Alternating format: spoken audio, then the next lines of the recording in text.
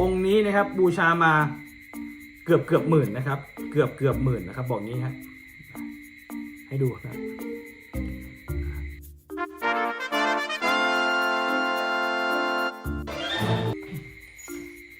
สวัสดีครับ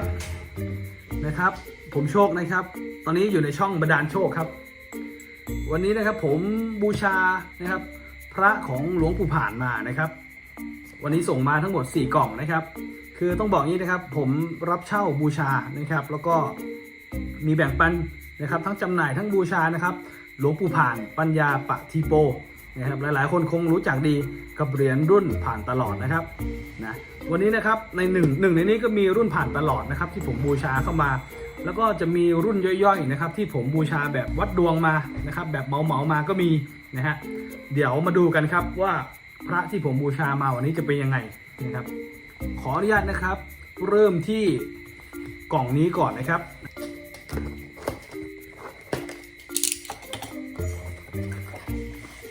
คือสำหรับพระเครื่องของหลวงปู่ผ่านเนี่ยนะครับหลวงปู่ผ่านสกลนครนะครับหลวงปู่ผ่านวัตถุมงคลของท่านเนี่ยซื้อขายได้ทุกรุ่นนะครับไม่ว่าจะเป็นรุ่นผ่านตลอดที่ทุกคนรู้จักกันดีหรือว่าเป็นรุ่นอื่นๆนะครับไม่ว่าจะเป็นรุ่นหลักรุ่นย่อยเนี่ยสามารถซื้อขายกันได้หมดแต่ว่าในเรื่องของราคาก็ว่ากันนะครับตามความนิยมแต่ในเรื่องของพุทธคุณนะครับหากหลวงปู่ท่านปลุกเสกเนี่ยดีเหมือนกันหมดนะครับไม่ต้องกังวลนะครับอันนี้จะเป็นเหรียญผ่านตลอดยอดนิยมนะครับโอ้โหสวยจริงๆเดี๋ยวผมให้ดูองค์นี้นะครับบูชามาเกือบหมื่นนะครับเกือบหมื่นนะครับบอกงี้ฮะให้ดูนะส่วนเรื่องของรายละเอียดของเหรียญนะครับเดี๋ยวให้ดูในคลิปวิดีโอนะครับแยกในการรีวิวเหรียญอีกทีหนึ่งนะครับแต่วันนี้เป็นคลิปวิดีโอนะครับแกะกล่องนะครับผมในการรับบูชามานั่นเองนี่คือหลวงปู่ผ่านรุ่นผ่านตลอดนะครับตัวที่ผมจับอยู่นี้นะครับเป็นบล็อกนิยมก็คือบล็อกคิวเนียนดอกจันไม่แตกนะครับเดี๋ยวผมลองส่องดูก่อนนะครับคือบริเวณคิ้วของหลวงปู่ท่านนี่นะครับถ้าเราจับเหรียญเนี่ยจะอยู่บริเวณนี้นะครับหรือถ้าหันหน้าหาเราจะอยู่ทางขวาใช่ไหมครับคิ้วบริเวณนี้จะมีแบบแตกแล้วก็แบบไม่แตกนะครับสำหรับองค์ที่ผมบูชามานี่คือแบบนิยมก็คือแบบเนียนนะครับไม่แตกนะครับและบริเวณดอกจันนะครับที่อยู่ด้านหลังนะครับดอกจันที่อยู่ด้านหลังของเหรียญเนี่ยนะครับจะมีดอกจันที่อยู่ฝั่งซ้ายมือของเราถ้าเราดูเหรียญเนี่ยนะครับฝั่งซ้ายมือเนี่ยมันจะมีดอกจันแบบแตกแล้วก็ไม่แตกนะครับอันเรื่องนี้มีข้อมูลลงให้คุณผู้ชมเนี่ยดูกันเยอะแยะไปหมดแล้วนะครับลองไปหาข้อมูลในเรื่องของดอกจันแตกดอกจันไม่แตกคิ้วแตกคิ้วเนียนอะไรอีกทีหนึ่งนะครับ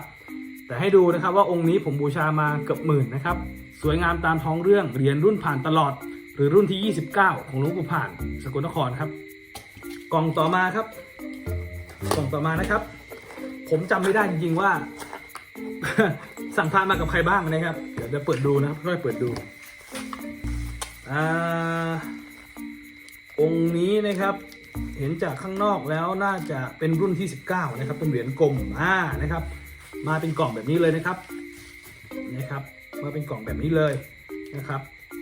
ในถุงนี้น่าจะเป็นอีก1เหรียญนะครับแล้วก็จะมีกล่องมาให้ด้วยนะครับ1เหรียญมีกล่อง1เหรียญไม่มีกล่องนะฮะนะครับเดี๋ยวแกะดูครับ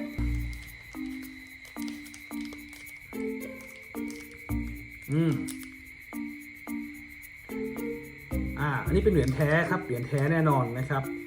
เป็นรุ่นที่19ครับหรือว่าเหรียญกลมนะครับเหรียญกลมเหรียญประสบการณ์นะครับแคล้วคลาดปลอดภัยนะครับเมตตามหานิยมนะครับหลวงปู่ผ่านนะครับชื่อก็บอกอยู่แล้วครับหลวงปู่ผ่านนะครับไปไหนมาไหนก็เดินทางผ่านตลอดปลอดภัยสำหรับรุ่นนี้เป็นเหรียญรุ่นที่19เป็นเหรียญกลมนะครับหลังเรียบนะครับต้องบอกงี้ครับหลังเรียบเนี่ยบางเหรียญก็มีรอยจานนะครับบางเหรียญก็ไม่มีรอยจานนะครับนี่ถ้าสวยๆเล่นหากันก็ครึ่งหมื่นนะครับถ้าสวยๆเล่นหากันก็3-4-5,000ขึ้นไปนะครับสำหรับรุ่นที่19นะครับอันนี้ก็รุ่นที่19อีกเหรียญหนึ่งนะครับแต่ว่าองค์นี้พิเศษครับมีกล่องเดิมมาด้วยครับนี่หายากนะครับกล่องรุ่นที่19นะครับโอ้โหนะครับนี่ก็รุ่นที่19เช่นเดียวกันกับเหรียญเมื่อสักครู่ที่พูดไปนะครับสำหรับเจ้านี้ผมซื้อมา2เหรียญเลยนะครับนี่สวยงามมากใครมีแบบนี้นะผมรับเช่าบูชานะครับส่งมาให้ผมดูในข้อมูลนะครับที่ผมให้นะครับไม่ว่าจะเป็นเบอร์โทรเป็นไลน์เป็นอะไรก็ได้ ส่งเข้ามานะครับ ผมรับเช่าบูชารวมถึงจัดจำหน่ายด้วยหากคุณอยากได้นะหากคุณอยากได้นะครับสอบถามราคานะครับได้พระจากผมการันตีแท้แน่นอนทันหลวงปู่แน่นอนนะครับแล้วก็สากลนิยมแน่นอนนะครับอ่ะกล่องต่อไปเลยครับ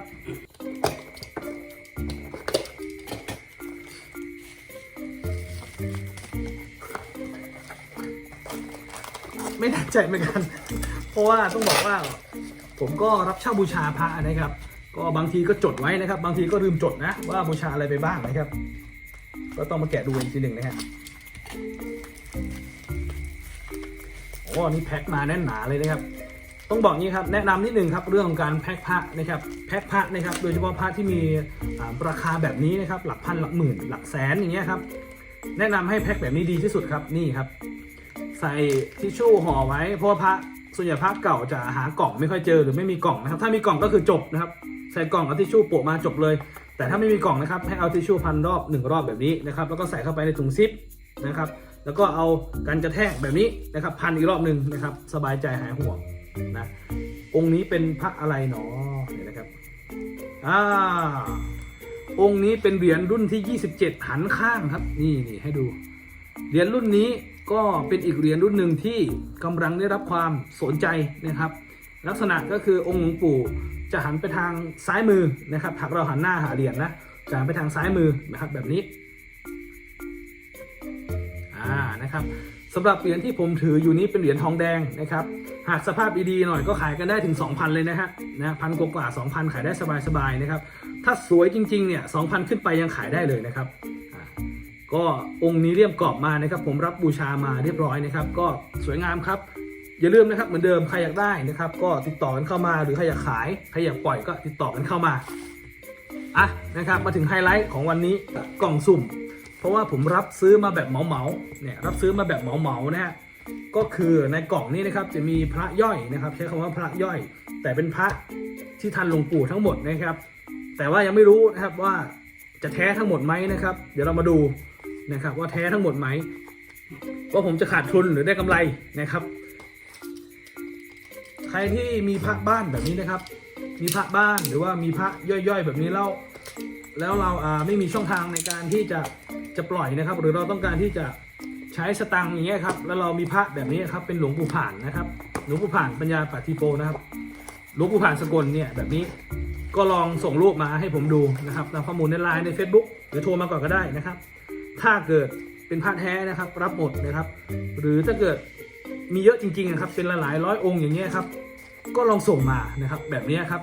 หลาย10องค์นะครับหรือเป็น100องค์ก็ลองส่งมานะครับให้ผมตีราคาหรือว่ารับทำคลิปรับให้ทีละองค์ก็ได้นะครับองค์ไหนรับไหวก็รับองค์ไหนรับไม่ไหวผมส่งกลับให้ฟรีนะครับหรือนะครับหากอยากให้ผมเหมาก็ถ่ายรูปรวมๆมานะครับผมจะลองพิจารณาดูว่าที่ถ่ายมาเนี่ยผมรับได้เท่าไหร่นะครับแล้วผมจะมาวัดดวงเอาแบบเนี้ยนะฮะอันนี้ผมก็ตกลงราคาก็เรียบร้อยแล้วแหละนะครับแต่ผมไม่รู้ว่าผมเงินที่ตกลงกันไปเนี่ยผมจะขาดทุนหรือได้กำไรนะครับนี่นะครับนี่นะครับขออนุญาตนะครับไปแบบเร็วๆทีละองค์นะครับเอาตรงนี้นะครับเป็นเหรียญเป็นรูปเหมือนนะครับเป็นรูปเหมือนปั๊มรุ่นแรกมีกล่องมาอย่างนี้นะครับนี่นะครับ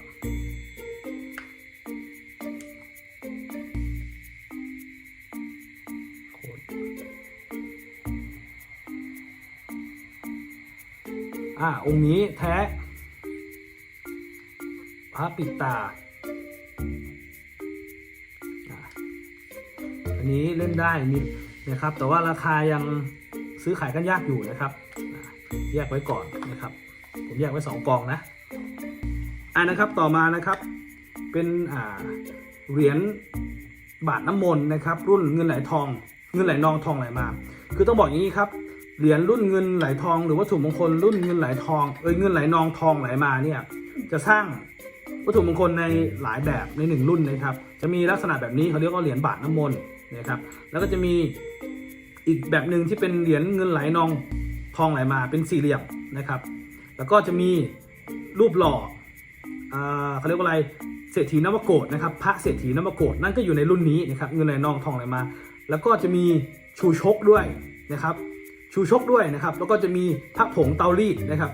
พระผงเตารีดแล้วก็ยังมีล็อกเก็ตอีกนะครับนี่คือ1รุ่นนะครับแต่ว่าจะสร้างหลายเนื้อหลายพิมพ์หลายแบบนะครับ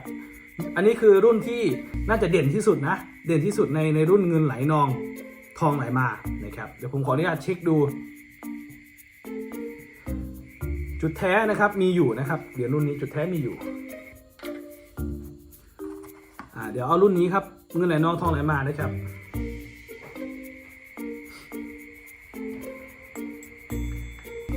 ถ้าคืออย่างนี้ครับพี่ชายท่านนี้เก็บพระมานะครับก็ไม่ได้ใส่ถุงซิปถุงซีนหรือว่าซีลไว้นะครับบางทีถ้าเราอยากเก็บผิวพระให้ผิวพระสวยอยู่ตลอดเวลาเนี่ยผมแนะนำให้ใส่ถุงซิปไว้นะครับถุงซิปคือถุงแบบนี้ครับใส่พระไว้นะครับอากาศจะไม่โดนนะครับทำให้ผิวพระของเราเนี่ยคงทนนะครับสวยงามนะครับแท้ครับ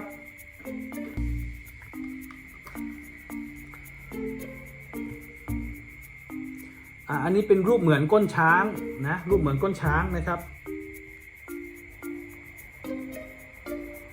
แท้ครับรูปเหมือนก้นช้างแท้ครับแท้ครับองค์นี้ซื้อขายกันอยู่นะครับหลักร้อยครับพระในที่เห็นที่จับมาทั้งหมดเมื่อสักครู่นี้นะครับที่เป็นกล่องสุ่มเนี่ยนะครับหรือว่ากล่องวัดดวงเนี่ยหลักร้อยทั้งนั้นนะครับหลักร้อยทั้งนั้นเป็นรูปเหมือนปั๊มรุ่นแรกนะครับเป็นรุ่นสร้างบารมีนะครับแท้อันนี้รูปเหมือนก้นช้างแท้ครับแท้รูปเหมือนแท้ครับแต่ว่าราคาเนี่ยว่ากันอีกทีหนึ่งนะครับเนี่ยเวลาขายเนี่ยบางทีพระรุ่นย่อยนะครับก็อาจจะซื้อขายกันในราคาที่ไม่สูงมากนักนะครับองค์นี้เป็นพระสังฆจายนะครับผมมีรอยจานมาด้วยนะครับทางพี่ที่ส่งมายืนยันว่าเป็นรอยจานแท้นะครับคือผมได้ยินพี่ท่านพี่ผู้ชายนะครับบอกว่าเป็นรอยจานแท้ผมก็รับเลยผมก็อยากได้เลยนะครับไม่ใช่ถึงกับเราเลยแต่ว่าอยากได้นะครับพระแท้ไม่แท้ไม่รู้แต่รอยจานแท้เอาไว้ก่อนนะนี่เป็นพระผงสังฆจายนะครับเดี๋ยวส่องดูทีนึงมันมืดตอนนี้นะ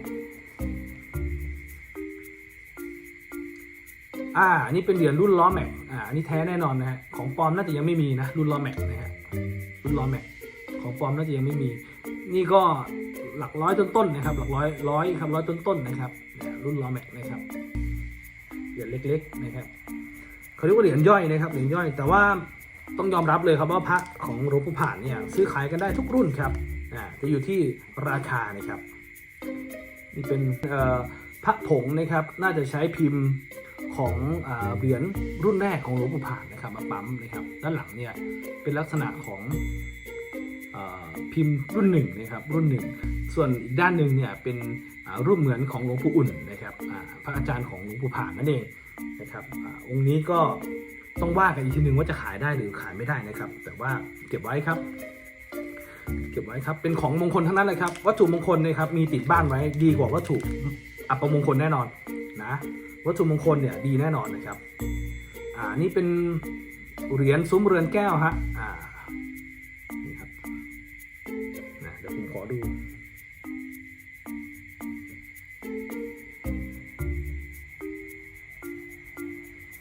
โอเคองค์นี้นะครับแท้นะครับแต่ว่าขายยากมากๆนะฮะขายยากมากๆยังไม่แน่ใจว่าจะขายได้หรือเปล่าหรือขายได้เท่าไหร่นะครับแต่ว่าขายได้แน่นะครับแต่ยังไม่แน่ใจว่าจะขายได้กำไรไหมนะจะขายได้กำไรไหมยังไม่แน่ใจนะครับเดี๋ยวขอดูก่อนนะครับแต่เหรียญแท้นะครับเหรียญแท้นะครับเดี๋ยวอีกองค์หนึ่งนะครับองค์สุดท้ายนะครับ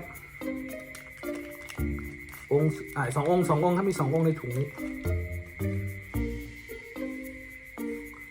2 องค์นะครับเป็นเหรียญผ่านตลอดปลอดภัยนะครับเหรียญนี้ก็ราคานี่ครับหลักร้อยนะครับหลักร้อยนี่ครับร้อยต้นๆเท่านั้นเองนะครับอยู่ที่ว่าอยู่ที่ช่วงนะครับแต่ก็ซื้อขายได้นะครับสำหรับเหรียญรุ่นผ่านตลอดปลอดภัยนี่เหรียญแท้ครับแท้นี่แท้นะครับเหมือนจะมีรอยจานด้วยนะครับแต่ก็ไม่กล้าการันตีนะไม่กล้าการันตีว่ารอยจานแท้จากหลวงปู่หรือเปล่านะแต่เหมือนจะมีรอยจานนะครับอันนี้เดี๋ยวผมลองหาข้อมูล กับพี่ท่านที่ปล่อยมาให้ผมอีกทีหนึ่งนะว่าเป็นรอยจานหลวงปู่ผ่านไหมนะครับหรือเป็นพระเกจิท่านไหนนะครับเดี๋ยวผมหาข้อมูลมาให้อีกทีนี่คือเหรียญผ่านตลอดปลอดภัยนะครับจะเป็นลักษณะของนั่งเต็มองค์แบบนี้นะครับเป็นเหรียญวงรีนะครับนี่สำหรับวันนี้นะครับผลงานนะครับที่วัดดวงกันมานะครับก็นี่เลยครับไม่ผิดหวังนะครับก็คิดว่าน่าจะไม่ขาดทุนนะครับคิดว่าน่าจะอยู่ในระดับที่รับได้นะครับแต่ก็คงไม่ได้บวกอะไรมากมายนักนะครับแต่ก็ไม่ขาดทุนแหละครับแต่อาจจะใช้เวลาในการออกนะครับช่องบันดาลโชคนะครับผมโชคนะครับขอบคุณทุกคนที่รับชมจนจบแล้วกันนะครับขอให้มีความสุขนะครับความเจริญคิดหวังสิ่งใดก็ขอให้สมหวัง